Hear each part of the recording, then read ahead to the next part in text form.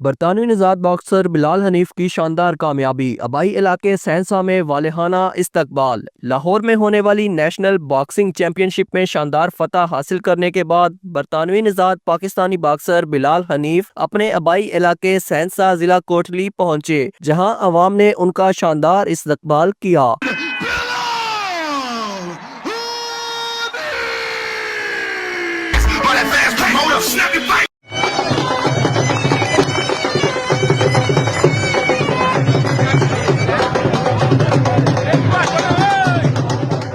जीत के बाद आबाई इलाके पहुंचने पर मुकामी लोगों ने बिलाल हनीफ पर फूलों की पत्तियां निछावर की, ढोल की थाप पर रक्स किया और आजाद कश्मीर का झंडा लहराते हुए अपने हीरो को भरपूर खिराज तहसीन पेश किया। बिलाल हनीफ ने अपनी जीत पाकिस्तान और आजाद कश्मीर के अवाम के नाम करते हुए इस अज़म का इजहार किया कि वो मुस्तकबिल में भी मुल्क व कौम का नाम रोशन करते रहेंगे। मुकामी लोगों ने हुकूमत से मुतालबा किया कि वो खेलों खसूसन बॉक्सिंग के फरोग के लिए सहनसा जैसे इलाकों में सहूलियात फ्राहम करें ताकि मजीद नौजवान आलमी सतह पर मुल्क का नाम रोशन कर सकें।